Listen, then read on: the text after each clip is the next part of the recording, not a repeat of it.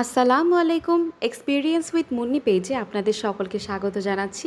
আজকে সকালে ওঠার পর থেকে আমাদের ছোটোবেলায় আম্মুরা যে টিফিনে দিত একদম সিম্পলভাবে নুডলস শুধুমাত্র ডিম দিয়ে, সেভাবে খেতে ইচ্ছা করছিল।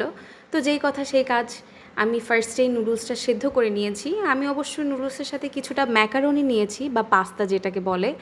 তো সেদ্ধ করার সময় সেটার মধ্যে কিছুটা লবণ আর তেল দিয়ে আমি সেদ্ধ করে নিয়েছি আর ঠান্ডা পানিতে ছেঁকেছি।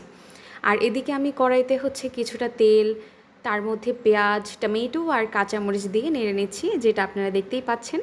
আর আমি ডিম একটা ফেটে নিয়েছিলাম কিছুটা নুডলসের মশলা দিয়ে, সেটাও দিয়ে নিয়েছি। হয় কি, নুডলসের মশলাটা যদি আমরা ডিমটার মধ্যে দেই, ডিমটার একটা ফ্লেভার আসে। নয়তো হয় কি, ডিমটার মধ্যে যদি লবণ কিংবা এই যে মশলাটা ইউজ না করলে ডিমটা একদমই মনে হচ্ছে যে কোনো মশলা বা কী ছাড়া একদম টেস্টটা ভালো আসে না। এই জন্য আমি সবসময় মশলা দিইনি। এই যে আবার আরেকটু প্যাকেটের মশলা দিয়ে নিচ্ছি আমি। এটা দিলে হয় কি, নুডলসের টেস্টটা ভালো হয়। আর সুন্দর করে ভেজে নিব। অনেকে হালকা ভাজি দেয়, আমার কাছে ওটা ভালো লাগে না, নয়তো ডিমের কাঁচা একটা গন্ধ থেকে যায়।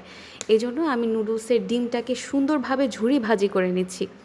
ওইদিকে আমি যে নুডলসটা সেদ্ধ করেছিলাম সেটা ঠান্ডা পানি দিয়ে ছেঁকে রেখেছিলাম, যার কারণে আমার নুডলসটা একদমই দলা পাকিয়ে যায়নি।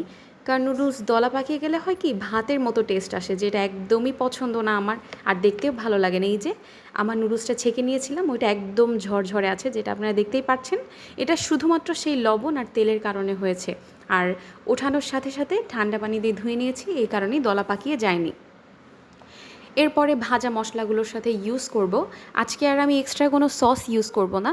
আপনারা চাইলে টেস্ট যারা অনেক ভালো করে টেস্ট করতে চান বা অনেক বেশি ঝাল খান, আপনারা চাইলে চিলি অয়েলটা ইউজ করতে পারেন।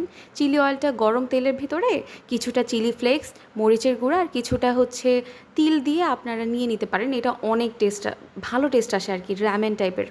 তো আমি নুডলসের মধ্যে এক্সট্রা যে ম্যাকারনি দিয়েছি বা পাস্তা দিয়েছি, এই কারণে আমি কিছুটা লবণ দিয়ে নিয়েছি। কারণ নুডলসের মধ্যে যে মশলাটা থাকে, সেই মশলাটা শুধুমাত্র নুডলসের কোয়ান্টিটি অনুযায়ী দেয়া থাকে। তো আমি মশলা মিক্স করে নিচ্ছি নুডলসটার সাথে। আর আমি করি কি, নুডলসের প্যাকেটের কিছুটা মশলা রেখে দিই লাস্টের দিকে, কারণ লাস্টের দিকে দিলে হয় কি, ঘ্রাণটা সুন্দর আসে। আর যারা বাসায় স্টিক নুডলস খান, আপনাদের জন্য একটা টিপস হলো, আপনারা মশলা বাসায় তৈরি করে নিতে পারবেন। সেটা লবণ, মরিচের গুঁড়া আর ধনিয়ার গুঁড়া আর কিছুটা জিরার গুঁড়া দিলে ওই প্যাকেটের মশলার মতো। ইভেন ওটাতে টেস্টিং সল্টও থাকছে না, ওটা আরও ভালো শরীরের জন্য। আমার নুডলস রান্না অলমোস্ট শেষ, আপনারা ট্রাই করে দেখতে পারেন। Thank you.